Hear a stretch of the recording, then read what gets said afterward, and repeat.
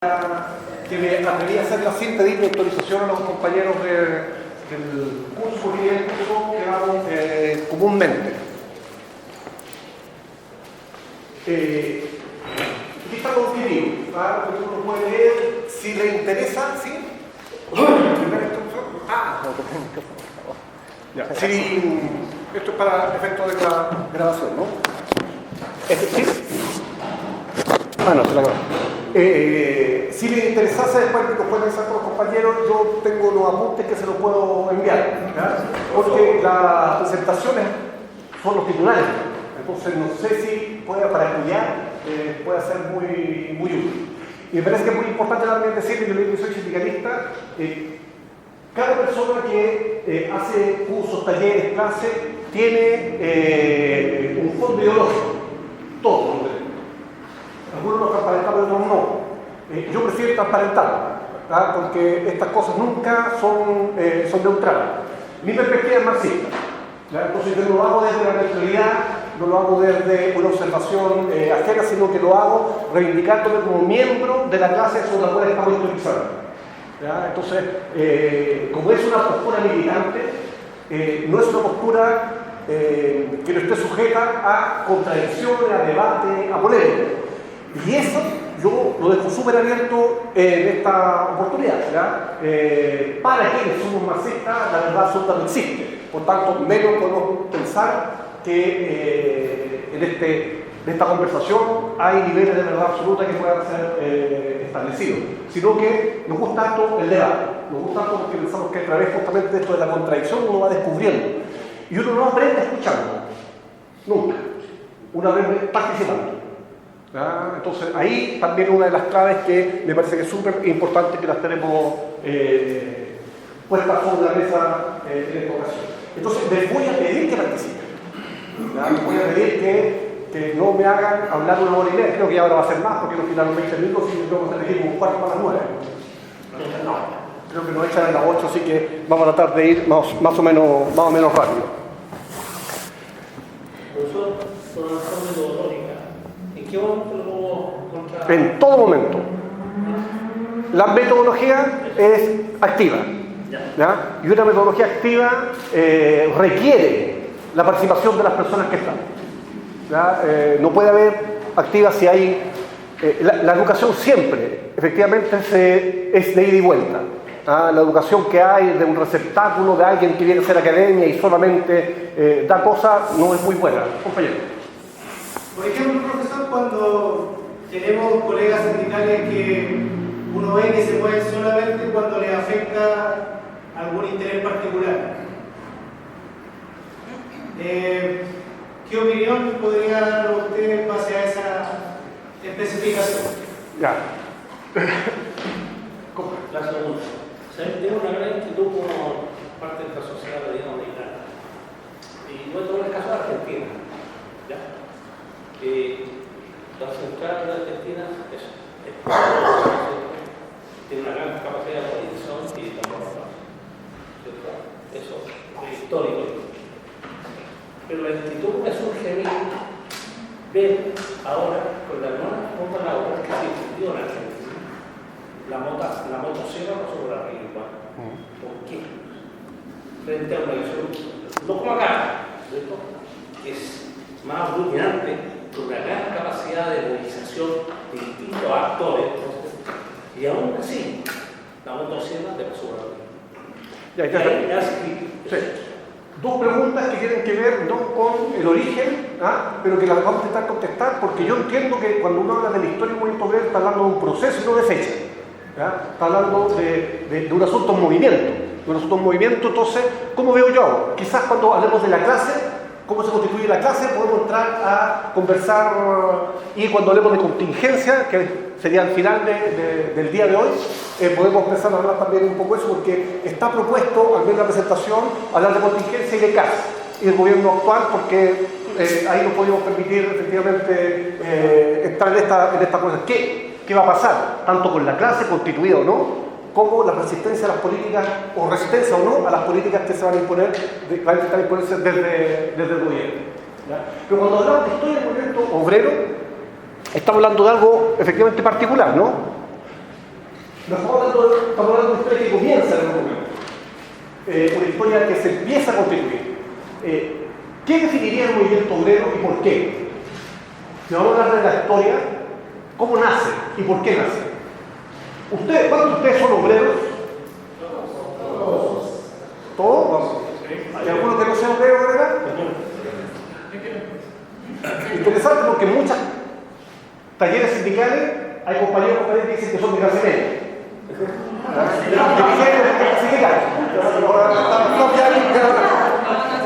Avanzamos como 3. Son 20 minutos de anseo, ya lo ganamos. Pero ¿por qué son obreros? ¿Cómo podríamos determinar el surgimiento de la clase obrera? ¿Qué diferencia a la clase obrera de otras clases? Somos los que trabajamos, hacemos el trabajo, los que vivimos para trabajar.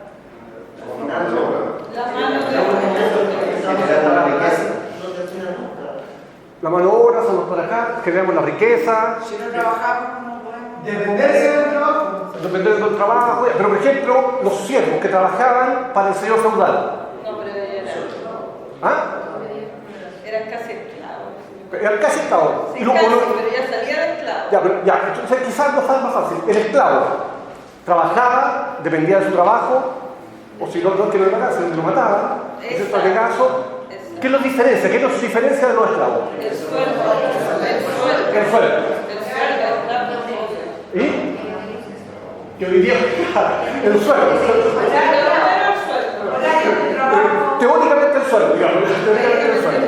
Ahí hay una diferencia importante que hace surgir una clase distinta, la clase asalariada. Que la diferencia de otras clases, porque no es solamente trabajamos, las otras clases oprimidas también trabajaban. Sí. No solamente los explotan, porque las otras clases oprimidas también eran explotadas. Bueno, Surge con el capitalismo, surge una relación distinta. Una relación entre dos clases que antes no existían y que van constituyéndose a partir del año 1600 en adelante, un proceso lento también, y no es parecido en todos los países cuando le enseñan el capitalismo es así acá, no. Esta cosa es súper enredada y va surgiendo en unos países, en otros no, va retrocediendo, etc. Pero ahí hay una relación entre estas dos clases que se da con la relación que hay en la producción. ¿Ya? Y esta razón se termina porque, y ahí es importante lo que dice el compañero, ¿no es cierto? Decía un salario, etc., pero también decía que producimos la riqueza. Si yo soy empresario, le voy a decir, no, pues, esa es una pretensión que tienen ustedes. La riqueza la produzco yo, porque si no les doy, no les doy trabajo, no hay riqueza. ¿Cuál es la primera falsedad en esa frase? Les doy trabajo. Es la primera. Porque el trabajo lo ponen ustedes. exactamente. Es la primera. Y la otra dice, yo genero la riqueza. ¿No es cierto? Ahora saltamos un poquito, pero volvemos a la coyuntura, nos han dicho, ¿no es cierto? Tenemos que cambiar porque hay que beneficiar a los empresarios, porque si no, no se genera riqueza. ¿Por qué los trabajadores generan riqueza? ¿Por qué me contradicto? Digo, no, yo tengo mi empresa, en realidad cuando yo lo empleo a ustedes, ya no voy a decir les doy trabajo, lo empleo, yo pongo mis máquinas y después de todo eso, yo la vendo y produzco yo la riqueza. Si el trabajador no la tiene, nosotros ya lo tomamos. ¿Qué hacemos a la mano de obra? Somos un Es corazón de la recíproco. producción. Es recíproco. O sea, tú colocas tu empresa, pero no tienes que tener trabajadores, pero tienes que mover y generar, obviamente, si no, no puedes. Tiene que existir la empresa. Y en esa empresa acudimos a una relación, ¿no es cierto? A una relación de entre iguales. En el contrato les van a decir, menos mal que no están los compañeros de derecho, en el contrato les van a decir que una relación entre iguales. Yo, como no soy de escuela de derecho, voy a decir no. No es verdad. Es una de las primeras falsedades básicas en esta ilusión de relaciones entre iguales. ¿Ya? Hay una relación donde efectivamente los empresarios tienen los medios de producción. Para los medios de producción tienen que ver con las materias primas, las máquinas y la fuerza de trabajo. Nosotras tenemos solo la fuerza de trabajo. La mano de obra, la fuerza de trabajo. ¿Ya? Que nosotros ahí está la otra, le vendemos al empresario. ¿Ya? Pero a un precio que nosotros no ponemos. No, Ellos está en el contrato. nos ponen el precio. Nos imponen el precio, y ese precio que nos imponen tiene una cuestión que es súper importante. En ese precio que nos imponen, nosotros trabajamos, pongámosle 8 horas diarias, 8 horas diarias, nos pagan por día, por esas 8 horas, pero lo que producimos nosotros, en 5 horas, esto varía de acuerdo a cualquier trabajo, Sí, sí. en 5 horas nosotros ya producimos nuestro sueldo, en las 5 horas. El resto es ganancia. Es ganancia. Es plus trabajo. ¿Ya? Y del plus trabajo, porque le descuentan ahí lo que hay que reparar las máquinas, incluso la ganancia, producir cierta ganancia, pero el resto es plusvalía. ¿Ya? Entonces, toda esa riqueza creada, no se crea riqueza en el mercado, sino es a través del trabajo del ser humano. No es riqueza sacar las manzanas del árbol que están en el campo, aunque me las coma y las consuma. ¿Ya? Eso no es riqueza, no es creación de riqueza, es consumo. Sin duda, consumo el destino, me permite vivir. Pero no está en el mercado, no está, al no participar en la relación laboral, no es riqueza. ¿Ya? Entonces, esa es la primera característica que me parece que es fundamental y no de cuánto tiempo para comprender, de hecho, el surgimiento del movimiento obrero y de una sociedad, la actual, que se llama sociedad capitalista. ¿Ya? A eso es independiente de que me guste o no ponerle el nombre. ¿Ya? Los regímenes, los sistemas sociales tienen ciertas características y esta es capitalista porque el capital es el que predomina sobre el trabajo y se basa justamente en relaciones de mercado en las cuales nosotras vendemos nuestra fuerza de trabajo por un precio que es mucho menor que la riqueza que creamos. Un mutuo acuerdo, eso es también importante porque tengo que pasar, pero voy a poner el mutuo acuerdo es muy importante porque hay una transformación importante de la sociedad feudal a la sociedad capitalista. La sociedad feudal, como ustedes lo decían, los trabajadores feudales, los siervos trabajaban apegados a la tierra, no recibían salario, etc. Tampoco se podían ir. Porque vivían en el terreno del patrón. Vivían ahí y no podían ir. No, porque nosotros decimos, vamos a trabajar. Porque ellos no viven en el terreno del patrón. Claro, entonces, la revolución industrial genera personas libres. ¿Ya? Libres porque podemos movernos. Y libres, y eso es súper cierto, no estamos atados a la tierra, no estamos atados al señor feudal, no estamos atados a nadie. Si queremos renunciamos al trabajo. Más si podemos, más que si queremos. Igual nos queremos mantenernos en el trabajo. Pero podemos renunciar al trabajo. ¿No es cierto? Y también nos dicen libres, por tanto, para ir a ofrecer nuestra fuerza de trabajo donde nosotros queramos. Donde sea más conveniente. De ahí, desde mi punto de vista, la ficción de la libertad. Digo desde mi punto de vista la ficción de la libertad porque si nadie me paga por lo que mi trabajo, lo que yo entiendo que mi trabajo vale, ¿qué pasa? Tengo que ir a trabajar donde me paguen menos. Porque como ustedes decían, no tengo nada más que mi trabajo. Profe, en ese ámbito, por ejemplo, ya veamos la actualidad. Tomo mi mismo caso. Yo soy profesional, soy ingeniero. Yo soy titulado como ingeniero de marketing en mi caso. Pero hoy en día, como estamos en el tiempo de ahora, a mí me da ese miedo de cambiarme de trabajo o quedarme sin empleo. Y obviamente, y por qué lo digo, porque mis compañeros de carrera, muchos de ellos están sin trabajo, o muchos de ellos caen donde cae la olla, ¿me entiendes? ¿Y qué es lo que pasa? Que hoy en día, no solamente con mi profesión, sino que con muchas profesiones de hoy en día en Chile, está pasando eso, que se está desvalorizando al profesional. Si tomamos en este caso, hoy en día, ejemplo, nos damos cuenta que las empresas han lanzado distintos formatos de cómo querer pagar menos, controlar más trabajo, los contratos, las horas extras y muchas cosas más que realmente, si nos ponemos a pensar, afectan al trabajador. Pero, ¿Qué es lo que pasa? Que juegan con las necesidades del trabajador. ¿A través de qué? En el mismo caso, a través del consumismo. Porque muchas, no es que tengo que pagar, efectivamente tengo que pagar la luz, tengo que pagar el agua, tengo que pagar la electricidad de arriba, tengo que pagar la luz, tengo que pagar acá, tengo que pagar allá. Y no puedo irme del trabajo, no puedo cambiar, porque tengo que pagar miles de cosas que muchas veces no necesitamos, pero está esa necesidad.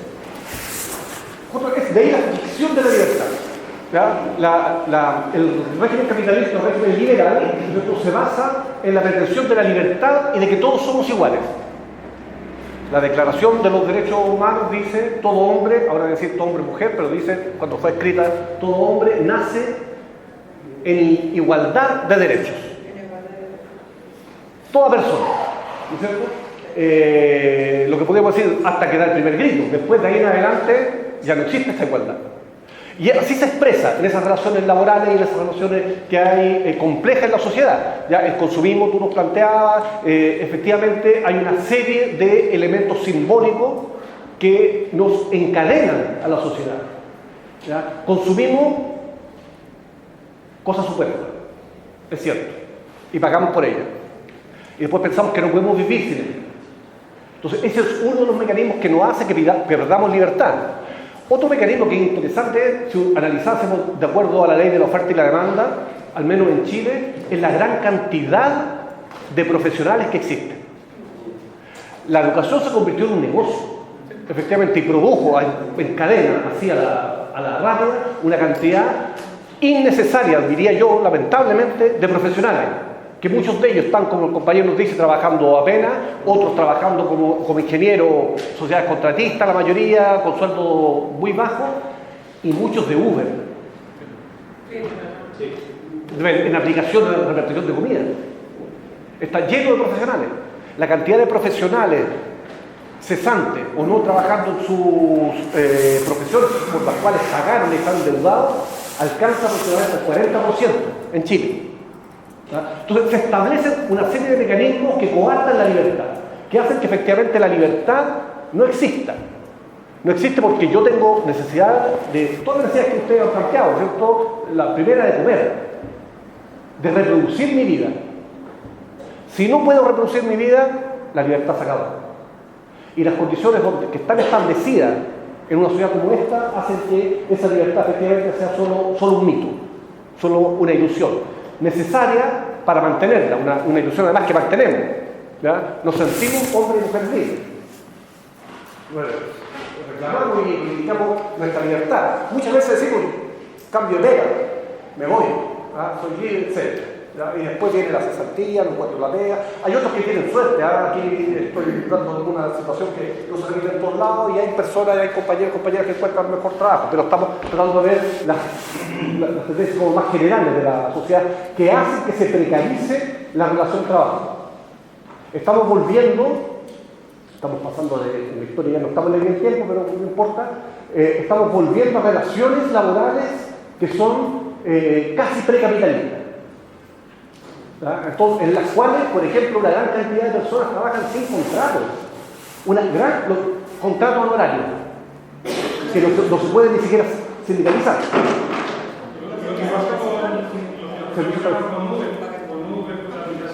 Todos los trabajadores de plataforma, que son muchísimos, no tienen ningún derecho a sindicalizarse, no tienen derecho a vacaciones, no tienen derecho a licencia.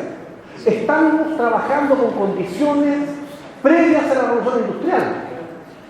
La historia no va siempre para adelante, compañero. Creo que una de las cosas más peligrosas respecto a la libertad es que hoy día gran parte de la población no lo cuestiona y no se da cuenta de que no es libre. Incluso la forma de pensar, el tema de vestirse, de usar y todo eso está condicionado, pero como digo, la conclusión es que hay gente que no se lo cuestiona, no se da cuenta de eso. Y voy a poner solo un ejemplo. A mí, que trabajo de temporera, un día alguien me dijo, ¿tú te has dado cuenta que trabajas peor que los esclavos? Porque los esclavos se aseguraban de tener comida para que pudieran seguir trabajando. Y aquí ni siquiera eso. Y yo lo pensé, y la verdad es que no me había dado cuenta de eso. Y creo que eso es lo más peligroso. Exactamente, estamos avanzando harto en la clase, estamos llegando como al final. Pero tenemos que tratar de pasear también por el resto. Sí. Profesor, también hay... Disculpen, a mí yo preferiría, no están obligados que me dijeran Marco en lugar de profesor. No están obligados, si para ustedes es más cómodo decir profesor, tampoco me molesta, pero mi nombre es Marco. Mi jefe se llamaba Marco, era igual. ¿Me puede llamar Carlos?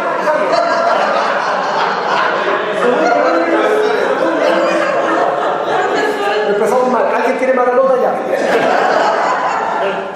No, pero... ¿segundo nombre? Antonio.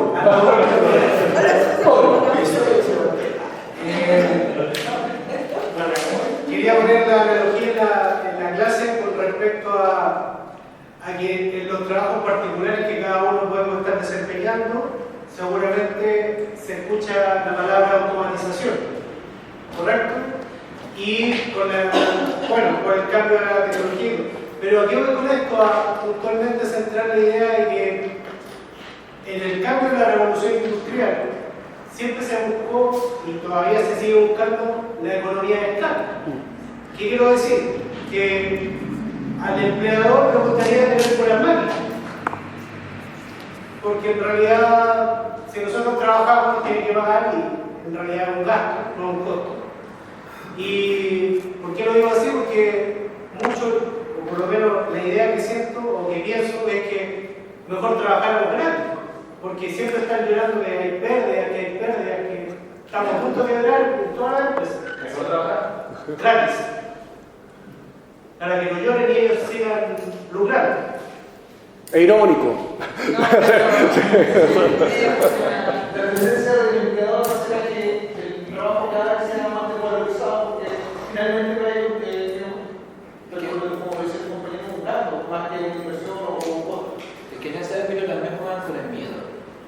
También juegan con el miedo de la gente. Porque no, que optimizar, que no, que van a hacer los robots. Ejemplo, yo trabajo en retail. Y si yo me voy a Estados Unidos ya están con robots. sí. Y ya trabajan con robots. ¿Y qué es lo que pasa? Que hoy en día, ejemplo, en el tema de retail, en Walmart, han habido unos despidos increíbles. O sea, personas de 25, de 15, de 10, de tantos años que y lo han echado. ¿Y qué es lo que pasa? Que la gente hoy ahora, por ejemplo, en nuestra empresa de retail, está con ese miedo de que, oye, van a echar y van a contratar empresas activas o empresas externas porque sale más barato y van a echarnos y el trabajo, imagínate. Nosotros hace 8 años atrás, éramos 15 trabajadores y ahora somos 2.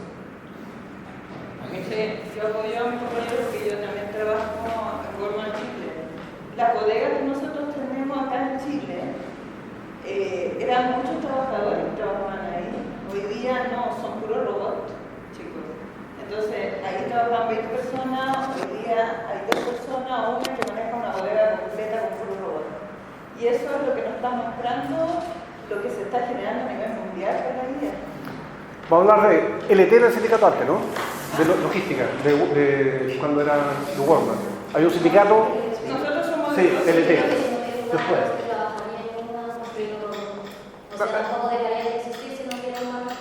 La compañero, son 3 personas que, en ese orden, disculpa, en ese orden que me dio la mano para no olvidar. Les vamos a medir la inteligencia artificial, la robótica. Igual de eso como más profundo, porque finalmente estamos como en un desarrollo estamos casi en una nueva revolución y tenemos que también adaptarlo a los nuevos trabajos. Entonces ahí también desde el mundo de los trabajadores siento yo es que tenemos que ver cómo profesionalizarnos, cómo empezar a incluirnos para poder estar inmersos y preparados para lo que se viene.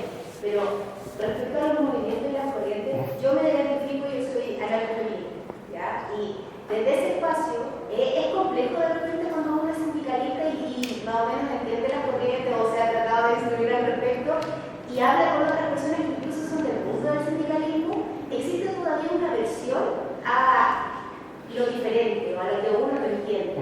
Y desde ahí yo creo que es lo mismo que nos pasa porque por algo va a pasa, ya que el miedo al comunismo es más grande en este país. ¿Cómo? Pregunta acá abierto, en realidad como más de reflexión, podemos lograr desde el sindicalismo finalmente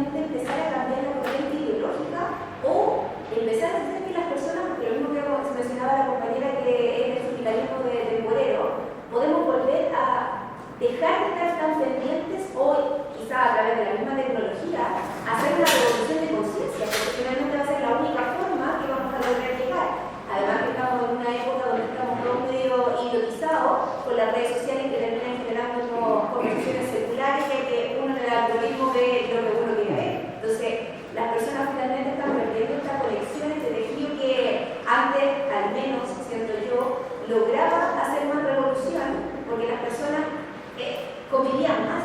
En cambio, hoy en día estamos teniendo personas que cada vez están más aisladas. Y desde ahí, cuando van a votar, por ejemplo, lo que pasó ahora, tenemos los resultados que estamos teniendo ahora, porque las dos primeras mayorías fueron derechamente extrema derecha. Entonces, ¿cómo podemos de alguna manera cohesionarnos, y lo dejo muy abierto, para poder empezar a cambiar esta rueda? Porque personalmente yo creo que no bastar solo con salir a protestar quienes estamos convencidos, porque eso ya está, pero tenemos que sumar a las personas que están en el espacio y un poco desbaratar ese tema.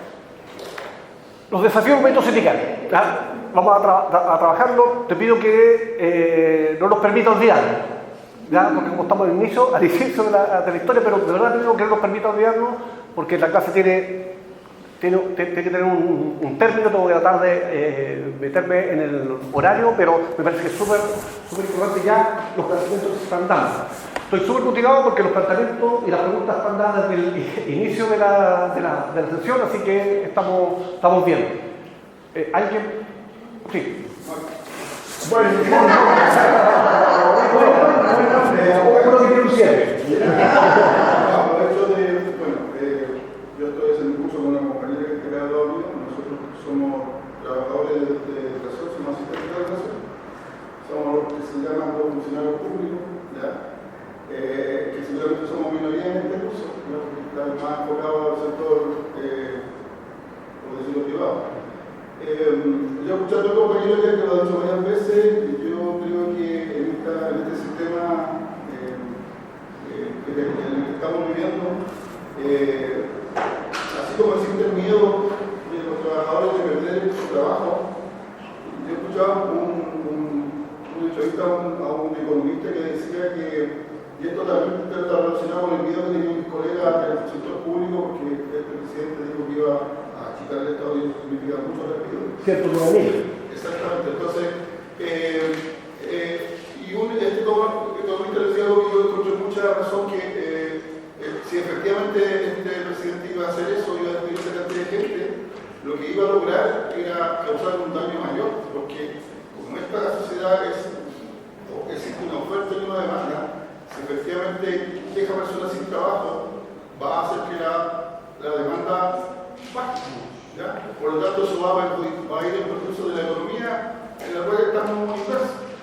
Entonces yo creo que en ese sentido, yo creo que es como una maquinaria que tiene, cada pieza trabaja y hace que funcione esto y sea como un ciclo constante e infinito. Entonces, así como tenemos miedo nosotros de perder nuestro trabajo, también en este caso la parte contraria tiene miedo a no poder producir porque no puede vender. O sea, si yo creo que aquí podemos producir algo muy espectacular, pero si no lo vendemos, esa empresa no va a quebrar. Y eso yo lo llevo un poquito a lo que pasa con mis compañeros, que yo creo que, y lo que vengo escuchando muchas veces, yo llevo mucho tiempo trabajando en el sector público, pero encuentro y escuchando algunas opiniones que valoramos súper poco nuestro trabajo. Nos vendemos súper mal. Es como si yo este celular no quiero vender y simplemente no digo nada como para vender, lo más probable es que casi lo regale. Pero si yo empiezo a hablar de las características buenas que tiene, la buena cámara, no sé, la memoria, lo más probable es que alguien se interese y me pague más de lo que incluso lo que yo pretendo venderlo. Entonces, si nosotros no nos vendemos, no le damos ese valor agregado a nuestro trabajo, lo más probable es que prácticamente vamos a llorar porque nos dejen trabajar gratis. Entonces yo creo que eso es lo que nos está faltando ahora. Porque yo entiendo que no todos vamos a poder ganar lo mismo, no puede ser una utopía. Pero obviamente que nadie nos va a pagar más si nosotros no le damos un extra a lo que estamos haciendo. Entonces esto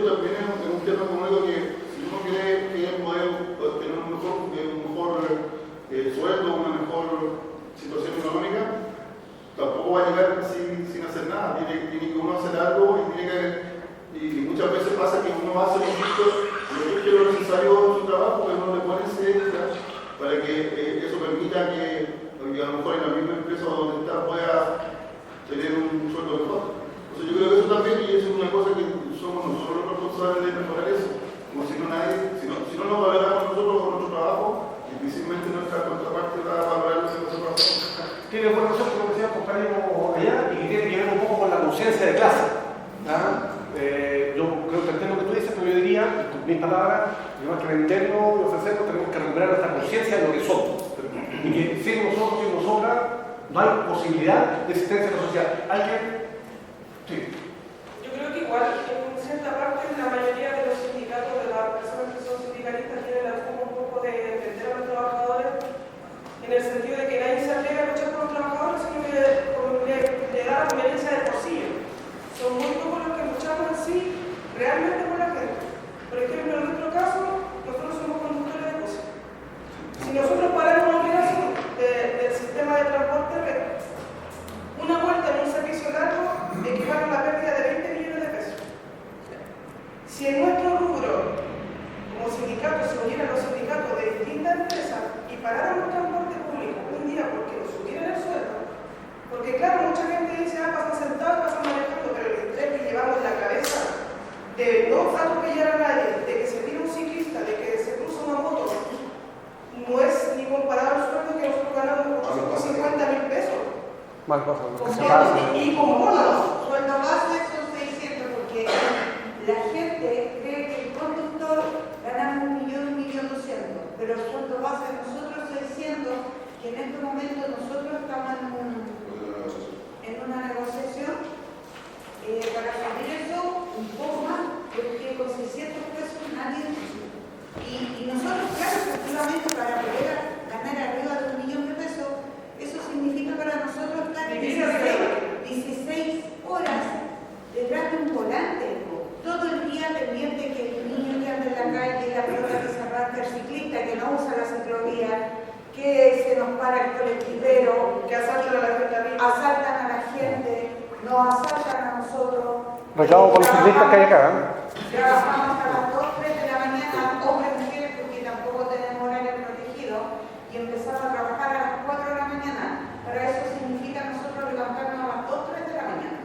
Entonces la gente, muchas veces en la calle nosotros nos insultan porque hay retraso de buses, porque los buses quedan en pana. Nosotros nos contratan como conductor. Hay otra operación atrás que, como todos, tienen una jefatura. Cuando hay pedidos, nosotros nos indican jefatura. Si nosotros tenemos que bajar gente, es jefatura. Nosotros, al igual que los trabajadores, tenemos un jefe que nos está diciendo qué hacer. Entonces, como dice mi compañera, muchas veces los sindicatos tienen culpa de que las empresas sigan haciendo y deshaciendo con los trabajadores. ¿Por qué? Porque aceptan un pago. Porque sobre todo en este rubro, los sindicatos aceptan por el banco. Porque nosotros quisiéramos parar, ¿cuánta gente nos perjudica? ¿Se entiende? ¿No? Paramos la capital. Y aquí netamente el Estado es el dueño de nuestro... Es la mandante. Es que subcontratan. Sí. A lo que voy yo, que el mismo Estado vende las empresas, porque al final en Chile está vendido lo que es el agua, son todos dueños de afuera. Sí. Entonces está todo esto que tenemos nosotros, que somos, se supone que en nuestro país está totalmente vendido por la gente extranjera. A lo que voy yo, que si nosotros como representantes de la gente no viéramos los egos de personas y si lucháramos realmente por la gente, yo creo que los sueldos que tenemos ahora no serían los mismos. ¿Por qué? Porque nosotros mismos somos los culpables de a veces por el miedo no atreverse a hacer las cosas como tendrían que ser. Porque yo creo que ahí está el problema, en que la gente muchas veces dice, que yo creo que soy a plazo fijo, no, es que me pueden echar, no, es que esto, pero si la gente no se atreve, si no lucha contra la injusticia que es estar 12 horas pegado con una miseria de sueldo, yo creo que vamos a seguir en lo mismo y vamos a seguir peor. Como ahora, como viene la alza, nadie ha dicho que viene, subió la benzina, que subió el pasaje, pero nadie ha dicho que va a subir el sueldo, entonces aquí lo único que está perdiendo es la clase trabajadora. Y eso nadie lo va a entender más que la misma gente que está ganando de la clase trabajadora. Pero para eso es súper importante, estamos llegando, yo insisto, estamos llegando al final del día y creo que al final del curso. Qué importante, que es sin una clase trabajadora consciente, que nos demos cuenta que todos somos trabajadores y trabajadoras. El chofer, la conductora, la temporera, los profesionales, todos los que trabajamos por lucas, somos trabajadores y trabajadoras. Somos hermanos de una misma clase. A los que nos tienen divididos por sectores, y además el caso de los choferes de red es para estudio, porque en una misma empresa llegan a haber 15 sindicatos. Sí. En una misma empresa, 15 y más sindicatos. Yo cuando trabajé en Culpa y sindicatos. Entonces, en el sistema. No, en una empresa. En una buena empresa, 200 sindicatos. O sea, tenía un contrato 200 sindicatos en una empresa. En una buena empresa ya como 400 dirigentes. Es que hay sindicatos que a veces tienen un solo gerente. Exacto, sí. Solamente para tener. Entonces, claro, ahí tendríamos que atacar, estoy diciendo, en la idea, ¿no es cierto?, de combatir el sindicalismo apatronado. Porque existe un sindicalismo apatronado. Primero que nada, entre todo esto, quiero agradecer a ustedes que me felicitan y contentos. Y con alto respeto, un aplauso a ustedes, ¿verdad?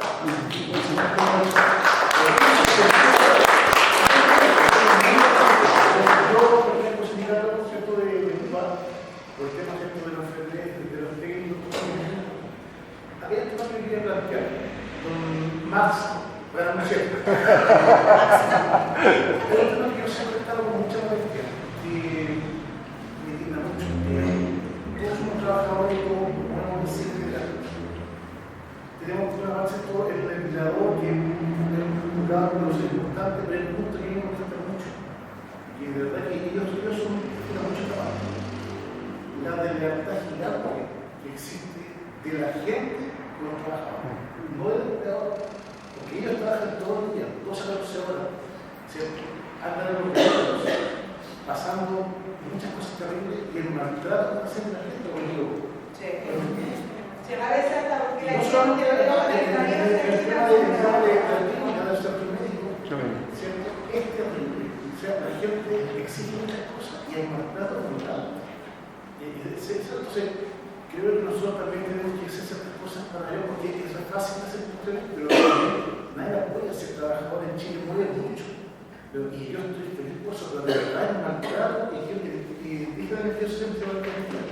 El maltrato de la gente contra los choferes, contra los técnicos de enfermería, contra los basureros. Los funcionarios públicos, el consultorio. Yo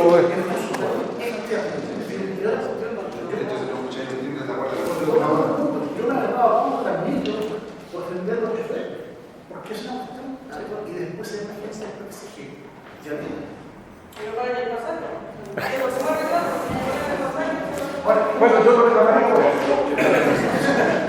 ¿Cómo logramos llegar a ese punto que la gente entienda, ¿cierto?, la importancia del trabajador, la importancia de la Dándonos cuenta, yo creo que no hay una varita mágica, pero una posibilidad es dándonos cuenta, y de ahí lo importante, y por eso vamos a avanzar un poco más, de la historia del movimiento obrero. Porque la historia del movimiento obrero nos enseña, de alguna manera, por qué antes teníamos más derechos. Nadie se pregunta. La sociedad ha avanzado, estamos en otra época, tenemos menos derechos. Antes teníamos más derechos, hemos perdido derechos. ¿Cuál es la diferencia entonces entre el movimiento obrero hoy día, el movimiento trabajador hoy día y el inicial? Yo también soy funcionario público, no soy parte del sindicato, nosotros no nos podemos sindicalizar, sino que la asociación de funcionarios, dentro de las diferencias que tenemos con el equipo de trabajo y las otras formas de empleo que existen en el país. Tampoco tenemos derecho a indemnización y tampoco tenemos derecho a huelga, dentro de algunas cosas. Respecto a lo que decía la compañera, es totalmente cierto que en la medida que vamos pudiendo organizar y coordinar y haciendo fuerza, que podamos efectivamente avanzar con nuestras demandas. La unidad de los trabajadores es una cuestión esencial, lo decía Rosario Inglés, que es más bien más reconocido dentro del espacio público, de los funcionarios públicos, pero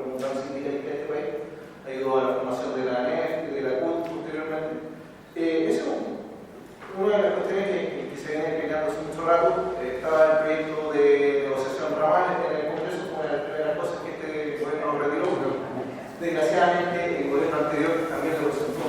Que se le venía pidiendo hace rato, lo hizo como un saludo a la bandera. No puedo decir que tengo un gran reconocimiento hacia su labor, porque si bien lo presentaron, hicieron todo lo posible para lograrlo lo más posible. Y lo otro es que efectivamente hoy en día nosotros funcionamos muy lo sabemos mejor que nadie, hay un discurso antitrabajador instalado en la sociedad, y por eso hoy en día las personas que nos ciudadanos actúan no con mentalidad de ciudadanos, sino que con mentalidad de cliente.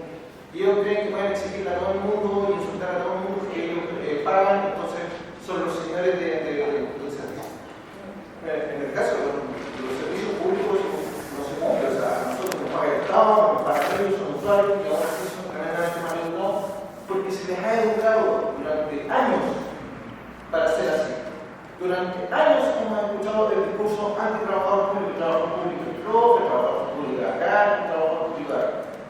Nosotros los trabajadores públicos, ya les dije que tenemos un montón de ustedes que no usan ningún privilegio, no tenemos derecho a huelga, no tenemos derecho a indemnización, entre otras cosas. Tenemos una escala de sueldos distinta, no estamos dentro de las 40 horas, y así una serie de indefensiones frente a lo que son las condiciones de los trabajadores públicos.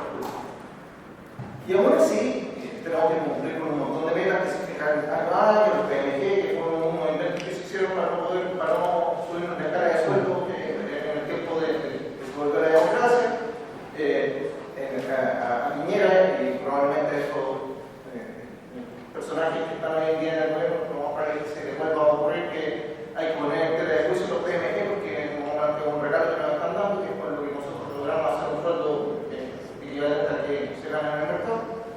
Y sin embargo, está instalado, tanto como por los choferes, también yo he escuchado permanentemente ese discurso, no, los choferes aquí, todo acá. Y nadie lo discute, nadie lo detiene. Ojo, los sindicatos, una de sus funciones no es solamente ir a pedir más plata, es dignificar. La dignidad de los trabajadores va primero incluso que el sueldo. Y eso es una cuestión que tenemos que aprender todos. Sí. Todo esto que estamos conversando tiene que ver, insisto, con un asunto fundamental, que es la conciencia de clase. Si nosotros no nos sentimos pertenecientes a la clase trabajadora, se pierden los lazos de solidaridad. Y pensamos que no tenemos nada que ver los unos con los otros. Y nos van convirtiendo en enemigos. Y nos van dividiendo. Y nos van separando. La primera es entre obrero y empleado, ¿se acuerdan? Entre trabajadores y funcionarios, profesionales, están de alguna forma cada vez inventando cosas para dividirnos, porque si nos dividen son más fuertes, ¿ya? Son más fuertes porque nosotras somos más. Esa es toda la paradoja de esta sociedad. Somos muchísimos más, pero una minoría logra manejar los hilos de todas estas decisiones. Y el respeto a los colegas, aunque no sean del mismo trabajo, es fundamental. Y hay acciones, podemos decir, hasta de resistencia cotidiana, que son importantes. No paguen en las cajas automáticas, en los supermercados. Cada vez que nos metemos en la caja automática del supermercado, estamos destruyendo nuestro empleo.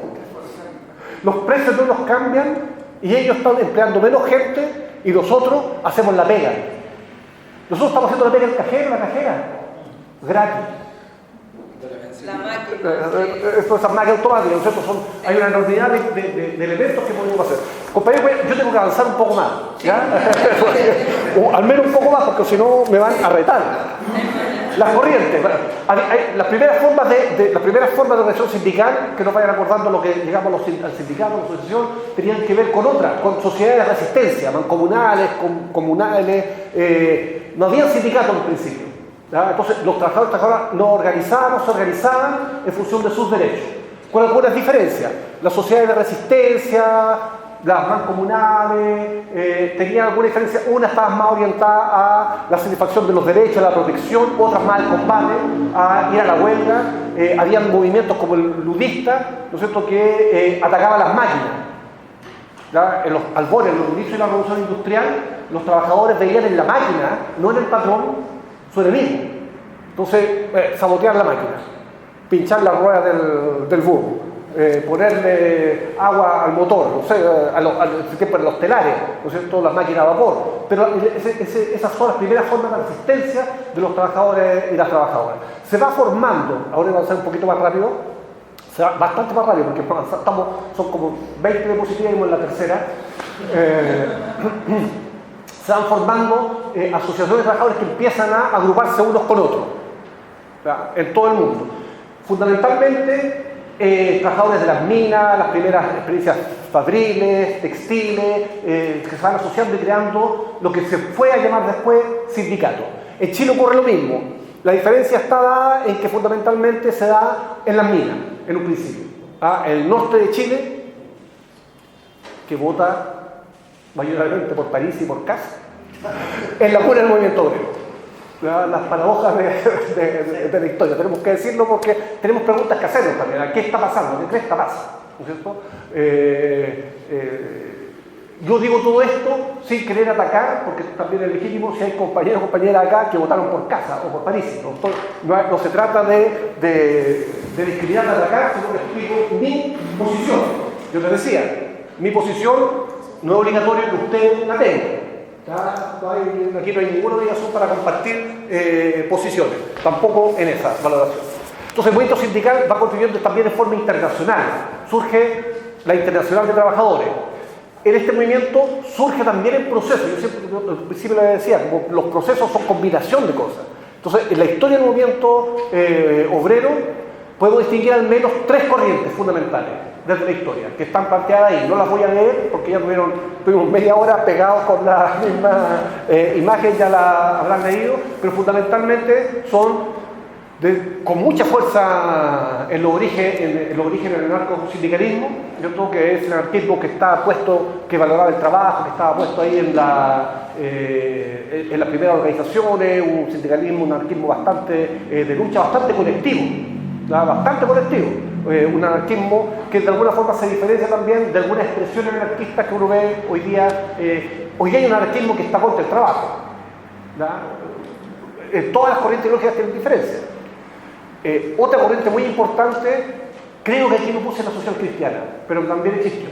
Ha existido la social cristiana que surge con fuerza también a principios del siglo pasado, después de la encíclica Regnum Novarum, y también hay movimiento social cristiano importante en el movimiento sindical en general, que está asociado a la socialdemocracia, de alguna forma, que tienen bastante fluidez con la corriente socialdemócrata. Y otra corriente que es la corriente marxista. No le voy a tirar flores porque sería poco objetivo. No le voy a decir que es la fundamental y la principal, porque y sin esa no lograríamos avanzar a el destino que tenemos. Vamos a tratar de avanzar un poco más rápido. Yo les decía, voy a ver si me puedo. La historia del movimiento obrero, por tanto, no está aislada de hechos que no están únicamente ligados a la tradición obrera. Entre ellos yo destacaría, podemos destacar más, pero hay 2 hechos que son fundamentales. La Comuna de París. La Comuna de París fue el primer gobierno obrero.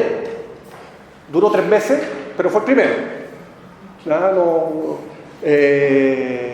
Fue el levantamiento del pueblo de París en contra de la ocupación alemana, en contra de la monarquía, que en el tiempo que duró provocó que efectivamente los cargos fuesen todos removidos, cualquiera podía llegar a ser el alcalde, dirigente de la comuna, había una forma de democracia directa súper importante. Ahí el movimiento anarquista, tengo que reconocerlo, tiene una muy importante participación. Y hay, por ejemplo, el compañero Louis Michel, una anarquista que fue una de las dirigentes de la Comuna de París. Existe la Revolución Rusa en 1917, que también viene a dar un giro en la historia mundial. Dura más de 3 meses, no fue eterna, pero duró más de 3 meses y cambió la correlación de fuerza en el mundo. Y fue el primer Estado obrero que logró existir durante bastante años. Y en donde se implantaron una serie, sobre todo en los primeros años, de derechos para los trabajadores y trabajadoras que son todos los que ustedes han enumerado acá, que lo hemos perdido. Derechos por ejemplo políticos, derecho a voto, derecho al aborto, al divorcio, etc. hay harto que me interesa, me encanta conversar este tema, pero creo que nos queda no tanto tiempo, ya 20 minutos. Y llegamos, ahí está la idea, hago propaganda, ¿ya? Hay sindicatos que luchan, ¿ya? Los compañeras decían que casi nadie lucha, efectivamente yo diría que hay algún sindicalismo combativo, no solo que está en la idea, al interior de la CUT hay sindicatos súper combativos que expresan esa combatividad cada vez que tienen la posibilidad. No confundamos dirigencias burocráticas con sindicalismo, me parece que, y en el caso de ustedes que son o van a ser, creo que todos son dirigentes, ¿no? Sí. Es súper importante reconocer eso, no olvidarse. Cuando uno también fue delegado de dirigente sindical, cuando uno comienza, generalmente la carrera sindical está muy en las bases.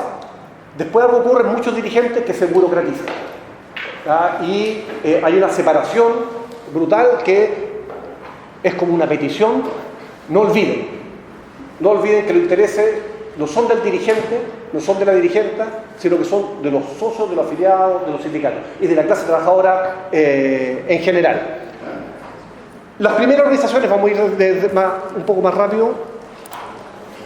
Las primeras organizaciones grandes de Chile son la FOCH y la Central de Trabajadores de Chile, ¿ya? Son las primeras grandes centrales sindicales, que tienen diferencia porque son de distintas épocas y además políticas, tienen diferencias políticas. La FOCH, en un inicio, como es la primera, se debate también entre corrientes más reivindicativas y corrientes más rupturistas. Surge en el norte Luis Emilio Recabarren, llamado por algunos el padre del movimiento obrero en Chile, ¿cierto? La historia olvida a su compañera, ¿cierto? Que fue una dirigente sindical desde la misma época, en los mismos territorios, y que está silenciada, ¿verdad? Por eso nuestra escuela sindical se llama Teresa Flores. Es una muy buena escuela sindical, los invito también a que la busquen. ¿Cómo se llama? La escuela se llama Teresa Flores. La escuela se llama Teresa Flores. Teresa Flores. Después les vamos a mandar, que no lo escuchen afuera porque es la competencia. Les puedo mandar cómo ubicarlo.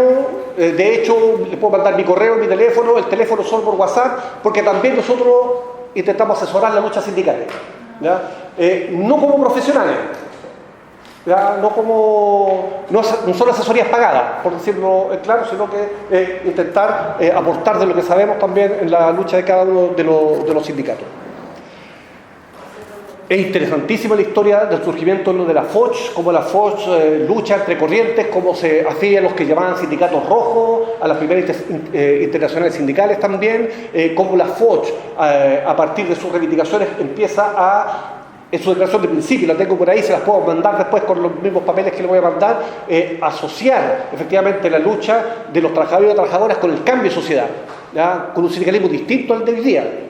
Voy a machacar como en eso, que también está. Esto, le insisto, les va a llegar, sáquenle foto de todas maneras porque está bien bonita, pero... Y voy a... Entonces, desde este inicio, ya cortar la foto, surge también, hay una fusión entre el inicio del movimiento obrero y las primeras organizaciones políticas obreras, ¿ya? Al principio del siglo surgen los primeros partidos socialistas, en la década del 20, después de la Revolución Rusa, algunos de esos partidos socialistas mutan y se transforman en partidos comunistas y adquieren una muy gran importancia en el movimiento sindical. De hecho, en esa época, Luis Emilio Recabarren y no me acuerdo cómo se llama otro compañero, creo que es de apellido González, son los primeros diputados electos de tendencia socialista. No es Elian Laferte, secretario general posterior del Partido Comunista, pero no recuerdo ahora pero son dos compañeros efectivamente. Aquí está puesto incluso, Luis Víctor Cruz.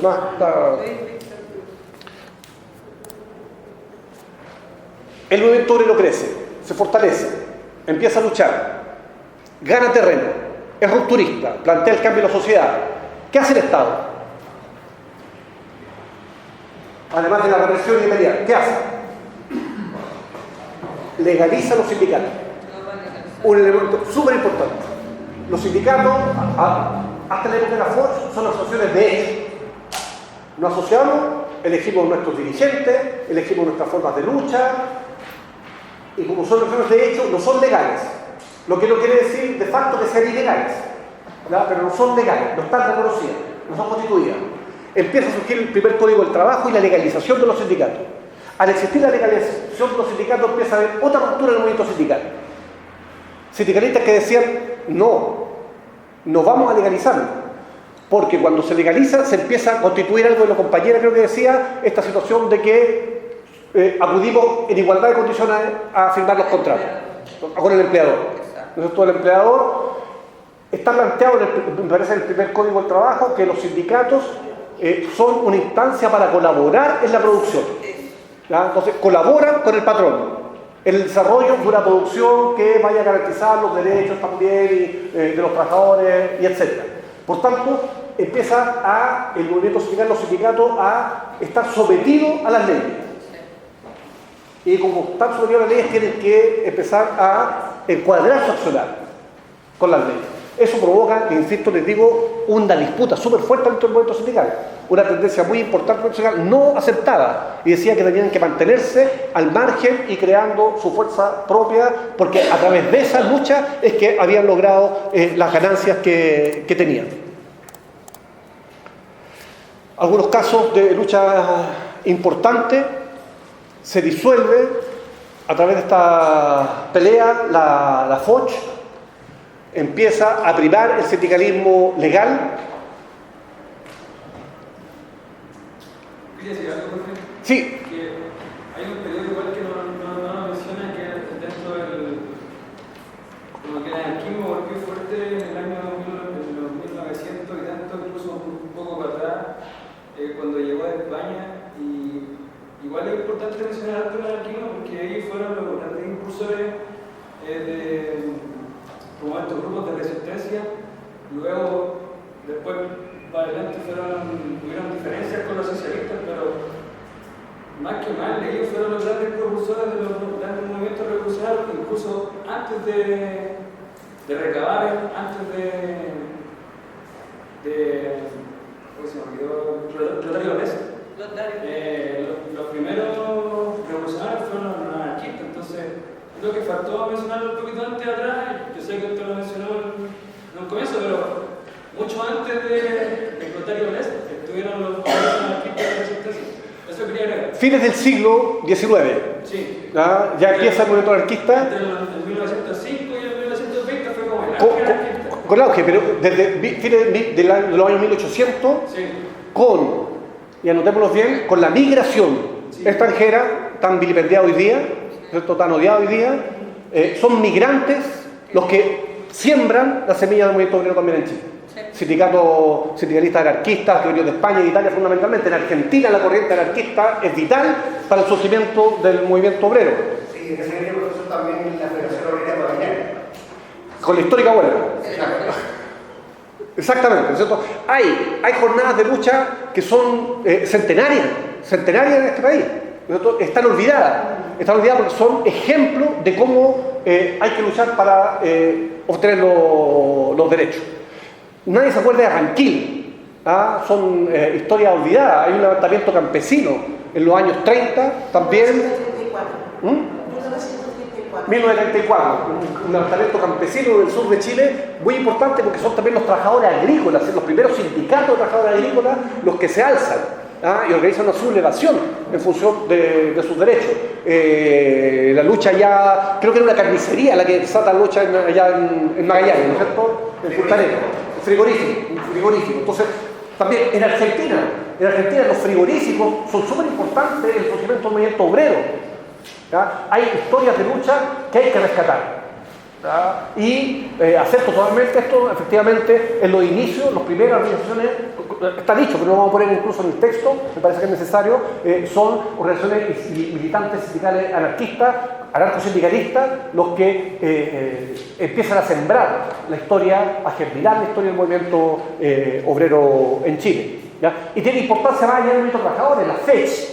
Aquí estamos en la Universidad de Chile. La FECH, la primera organización estudiantil de Chile, fue creada por estudiantes anarquistas. y tuvo una importancia desde el año 33, si no me acuerdo mal, en adelante, también vital en el movimiento político, no solo estudiantil en Chile. La FES fue súper importante hasta hace poco tiempo. Quizás los compañeros me dirán que todavía es importante. Surge la Confederación de Trabajadores de Chile en los años 40. Vamos más rápido, son 10 para 8. Sí. Y estamos en los años 40. Me disculpen. Surge, y también aquí empieza a poco surgir tensiones, porque un sector importante de la Confederación apoya al Frente Popular. El Frente Popular es la unión de los radicales fundamentalmente con otras organizaciones para alcanzar el poder en 1938, voy a empezar a hablar incluso hasta más rápido, logran el primer gobierno del Frente Popular en Chile y de ahí en adelante tienen 3 gobiernos. La Confederación de Trabajadores se divide, porque hay un sector que plantea el autonomismo, la independencia de clase frente a los partidos, no el apoliticismo, ¿ya? Sino que la independencia de clase frente a los partidos. Aunque los partidos sean partidos de izquierda, están en el gobierno y los trabajadores tienen que tener independencia en relación al gobierno. Es un asunto muy sentido que provoca efectivamente posteriormente la división de la Confederación. Compañero. En este caso de rescatarse sobre la historia social, ¿qué le parece a usted el ejercicio que hace Gabriel Salazar? Porque el único historiador o escritores que hacen un rescate de este movimiento social. Es fundamental, ya pasamos a ver. Lo único que yo es que no es el único. Es uno de los fundamentales de Gabriel Salazar, ¿ya? Y con una aproximación bastante interesante que no es institucional, sino que desde las raíces del movimiento social, de los movimientos sociales que han existido en Chile. Está Julio César Llobet, que escribe también sobre el movimiento obrero, está Luis Vitale, que tiene una historia del movimiento obrero, y yo les voy a mandar quizás con esto una bibliografía. Eso. También alguna bibliografía en la que ustedes puedan buscar también. Buscar conocimiento. Y les vamos a hacer pruebas sobre esos libros entonces, ya que nos pidieron. Es súper importante. En pugna con Luis Vitale, porque tienen lecturas bastante diferentes, pero Hernán Ramírez Necochea son también uno de los primeros que empieza a trabajar. Hoy día hay historiadores, Salazar, que es uno de los más destacados, Vigor Boykovich, José Bengoa, recientemente muerto. Recientemente falleció sobre el tema campesino y sindicalización campesina también. Entonces hay bastante donde empezar a bucear y encontrar. Está el contexto de la Guerra Fría también en esto de la división de la Confederación, la lucha contra el fascismo. Decíamos, los partidos obreros apoyaron los gobiernos radicales y Gabriel González Videla crea la ley maldita, la ley de defensa de la democracia que proscribe al Partido Comunista y a los sindicatos. Entonces, los sindicatos de nuevo a la capacha. Dirigentes sindicales presos. Pisagua, ¿han escuchado de Pisagua?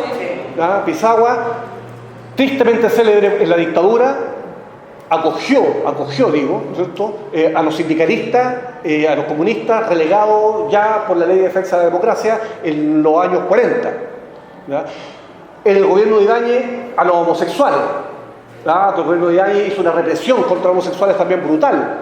Los encarcelaban, los relegaban en Pisagua y los fondeaban en el mar, cosa que en la historia de Chile está totalmente oculta. Y Ibáñez es un presidente respetable. En otra ocasión podríamos hablar de los detalles de esa. Y viene Clotario. Que Clotario es interesante como persona también, porque Clotario es de formación católica. Es un cristiano ferviente. Es el primer presidente de la CUT, fundador de la NEF.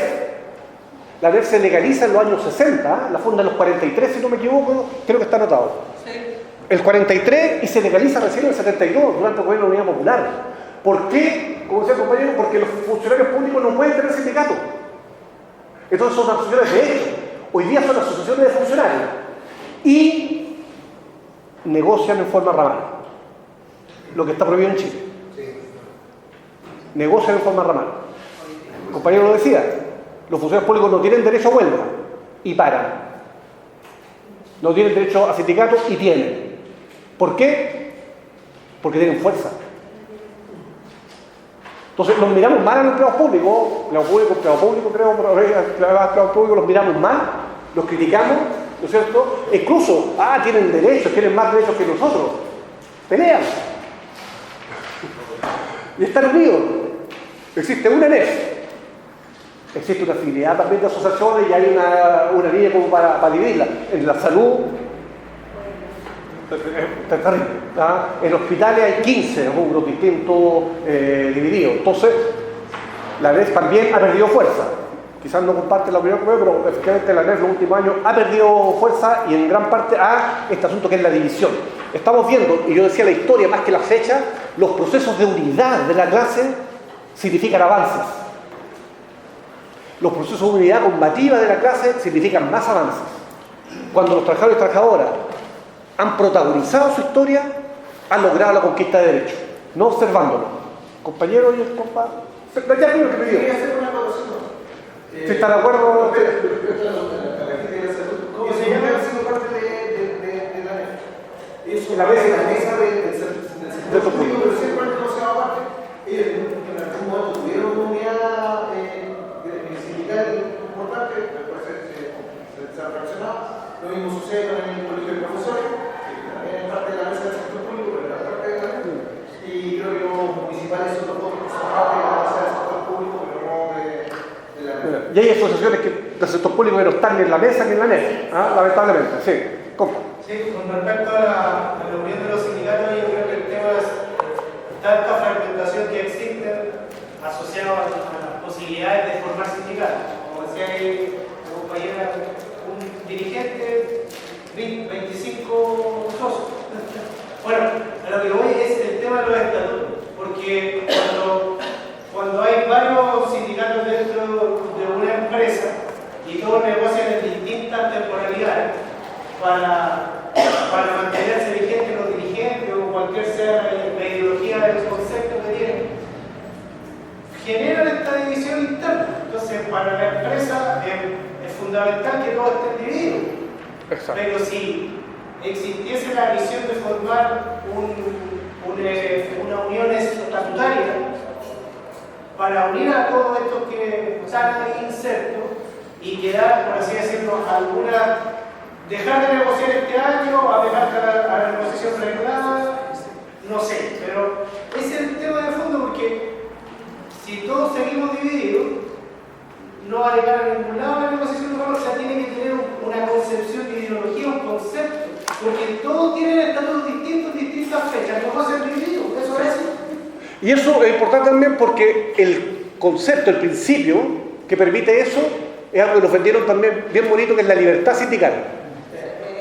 Con la libertad nos han peloteado enormemente, nos han vendido esto de la libertad, ¿no es cierto?, para dividir la clase.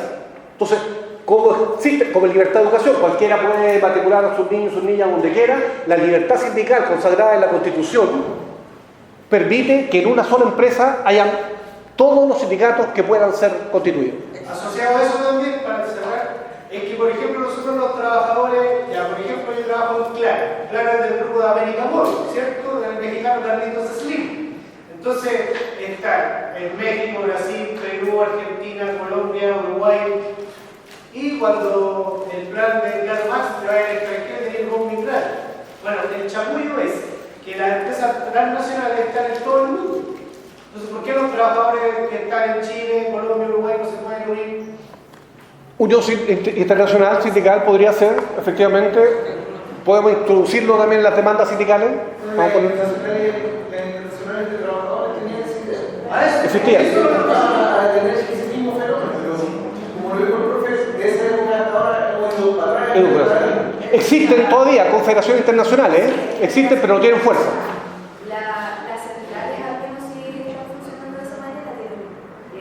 Hace poco hubo una central, una reunión latinoamericana de varias centrales que tenemos. Entonces sí están trabajando en eso. Yo estuve en una de esas reuniones y por eso le digo que estaban debatiendo ese tipo de problemáticas que son como las que estamos viviendo hoy en día, pues oligocartas que no podemos estar en todos lados. Sí, porque la globalización nos tiene, por ejemplo, si yo quisiera trabajar a Argentina, por decir, a lo mejor me podría mover, pero ¿qué legislación me va a mandar a mí? La de allá. Sí. Pero sigo estando contratado por la misma empresa. Nacional. Que están concentrados, claro. No hablaban de la diversidad, nos siguen hablando de la diversidad, pero son cada vez menos empresas las que dominan todo. ¿No es cierto? Claro, acaba de comerse a BTR. Está en la misma empresa hoy día. Entonces hay una tendencia al monopolio gigantesca, ya son menos empresarios los que están teniendo todo. De nuevo empieza, disculpen porque voy rápido, de nuevo empiezan a haber en la historia de la CUT también conflictos, luchas entre líneas distintas que se expresan. Después la historia se cuenta como muy bonita, pero es intensa. Clotario Blest fue marginado de la dirección de la CUT, por ejemplo. El fundador, presidente hasta el año 62, está anotado en algún lado. Hasta el 61 fue marginado de la presidencia de la CUT y de la CUT. No se volvía, estaba hablando de la personalidad de Clotario, ¿no es cierto? Que demuestra un poco lo que es el movimiento sindical.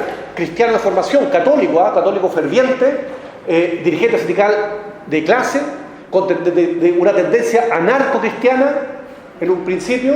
Después, cuando lo sacan de la CUT, el año 61 lo sacan, el año 65 participa en la fundación del MIR. Es uno dirigente sindical que acude a la fundación del MIR. Después sale del MIR. Durante los tiempos de la dictadura ejerció la resistencia pacífica, no violenta. Fue un apóstol de la no violencia. Muerto en los años 90, si no me equivoco, debería estar también acá. Casi en el olvido. Con votos de pobreza y casi en el olvido. La CUT empieza a tener tensiones. Estas mismas tensiones entre la participación, la adhesión a los partidos, el Partido Comunista y el Partido Socialista tienen mucha fuerza en la CUT, pero empiezan en algunos sindicatos, en muchos sindicatos, a problematizar esto. Los dirigentes sindicales que tienen derecho a tener militancia en el sindicato, ¿obedecen al partido o a las bases sindicales? Debiese ser a las bases, ¿no? Debiese ser.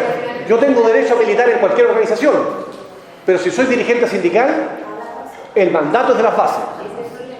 Ese es uno de los problemas que tiene que haber, y hay unos problemas que lo decimos abiertamente para trabajarlo. El movimiento sindical no es apolítico, es político. Pero la lealtad de los dirigentes, la lealtad de la dirigenta, no es con su partido, que pueden tenerlo, sino que con sus bases. Cuando las bases existen, porque si el sindicalismo es un sindicalismo de dirigencia, donde no va nadie a la asamblea, donde nadie opina, es muy difícil que las bases tengan poder. Sí, yo quería decir que una de las problemáticas como de las concentraciones de poder, que teniendo que el sindicato es una concentración de poder igual, y también acarreando un poco las problemáticas que se plantean hoy en día, yo creo que una problemática como de los sindicatos es que también se ve como una organización jerarquizada. Entonces, para de alguna forma poder romper con esas formas de organización, habría que cambiar la estructura organizacional. Nos falta una hora y media nomás. La estructura organizacional y verla de alguna forma más horizontal, tratando de eliminar la jerarquía. ¿Por qué digo esto? Porque siempre que hay jerarquías hay acumulación de poder, el poder se corrompe y de ahí saltamos a lo que comentaba la compañera, que cuando hay acumulación de poder, la gente vela por sus propios intereses. En cambio, cuando tenemos un pensamiento más horizontal, más de solidaridad, de compañerismo, de apoyo mutuo, se pone por encima del problema y hay un acompañamiento integral y no hay estos cúpulos de poder, porque es verdad, eso es como dentro de la problemática y arrastrando históricamente, siempre se ha visto eso, que cuando están los presidentes ahí de los sindicatos llevan harto tiempo en el poder, y es por lo mismo, por la jerarquización de las organizaciones sociales y sindicales. Más allá de las sindicales, también pasa en las juntas de vecinos, pasa en todas las organizaciones comunitarias. Yo casi de acuerdo, pero diría, puede pasar. Hay dirigentes sindicales, y no son pocos, que no se corrompieron. Hoy día mismo, hay una federación de trabajadores peonetas de Coca-Cola, grande, que ha tenido mucha importancia. Hubo dirigentes que se corrompieron y vendieron el fuero por 50 millones de pesos. Estamos hablando de peonetas, de trabajadores de carga de Coca-Cola. Dentro de eso hubo dirigentes que no aceptaron. Y siendo dirigentes de la federación durante mucho tiempo y teniendo todo ese poder, no aceptaron y se mantuvieron como dirigentes. luchando y desarrollando un sindicalismo muy combativo. Busquen en la historia FENACIPEC, ¿cierto? Tienen una cantidad de ejemplos de lucha directa que le doblaron la mano a la Coca-Cola, aumentando sueldos, bajando la carga, porque ejercieron un sindicalismo efectivamente directo, de clase, de combate, de democracia directa. Los sindicatos, los sindicatos estamos acostumbrados a bajar los estatutos de la Dirección del Trabajo y a regirlos por eso. No estamos obligados. Podemos hacer nuestro propio estatuto y en esos propios estatutos podemos luchar para que haya más participación de las bases. Podemos cambiar los estatutos. Los compañeros de derecho te van a decir, ahí tiene que haber una asamblea únicamente para hacer los cambios de los estatutos, pero podemos poner más derechos de las bases en los estatutos si las bases lo deciden así. Podemos poner revocabilidad de los dirigentes más fácil de la que está hoy día. Podemos poner límites a la elección de los dirigentes, de las dirigentes. De hecho, la ley es una línea base sobre la cual uno tiene que construir su estatuto. Lo que uno no puede hacer es contradecir lo que está puesto ahí como ley. Pero todo lo demás uno puede agregar. Y eso, la dirección del trabajo, se vota, la dirección del trabajo toma conocimiento, lo confirma y queda establecido. Y esa es la ley del sindicato. La dirección del trabajo únicamente les va a decir lo que es ilegal. ¿Ya? Pero mayor participación no es ilegalidad. Revocabilidad de los dirigentes y dirigentes no es ilegalidad. Me están echando. Sí, me están echando, no sé, y llegamos. Nos faltan solo 50 años de historia. Yo lo que me comprometo. Mandar el material. Mando el material. Sí. Solo plantear que en las próximas clases, por favor, podamos acordar los comentarios, las preguntas, para poder aprovechar la clase con el profesor también. Sé que es importante esto de retroalimentarnos, pero poder guardar las proporciones para escuchar principalmente. Pero para hacer los profesores, porque yo aquí termino. Sería el inicio, porque todavía llegamos un poquito tarde y comenzamos la clase después de las 6:36. Sí, la clase la comenzamos con atraso. Yo no voy a estar en las otras, pero la comenzamos con atraso y había una mayoría que había llegado a la hora. Me parece que es importante respetar también a los compañeros y compañeras que llegan a la hora. Lo que yo comprometo es la presentación, la envío y les voy a enviar el texto también para que les quieran y bibliografía. ¿Ya? La presentación ya está lista, el texto y la bibliografía, vamos a trabajar un poco más. Muchas gracias.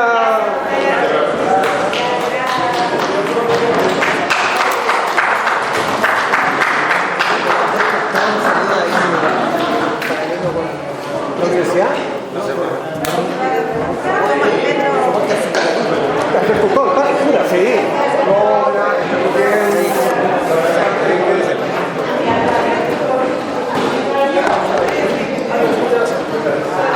Muchas gracias.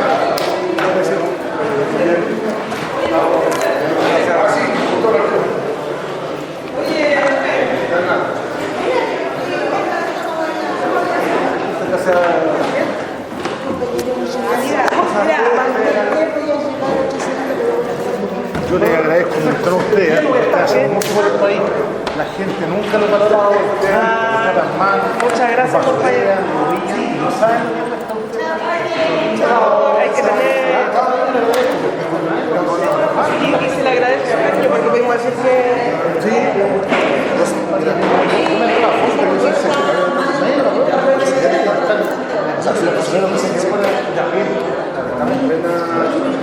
hemos visto asaltos, apuñalados, muertos. Muchas gracias, de verdad.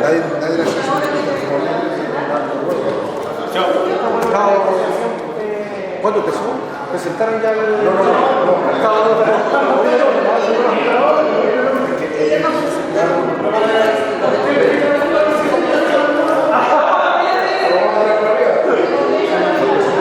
Una oferta. O sea, el empleador tuvo una iniciativa. ¿Y ustedes aceptaron? No. Lo que pasa es que, digamos, la empresa existe sindicato. O sea, el sindicato no lo mandan. Deberían ser llamados porque igual ¿Qué pensaron? Realmente.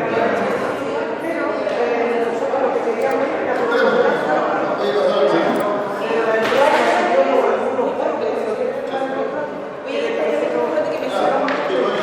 ustedes no están obligados a asignar nada. Es lo primero. Lo primero, van a tener presión, cada uno. Van a tener presión, están obligados. Tenemos que verlo.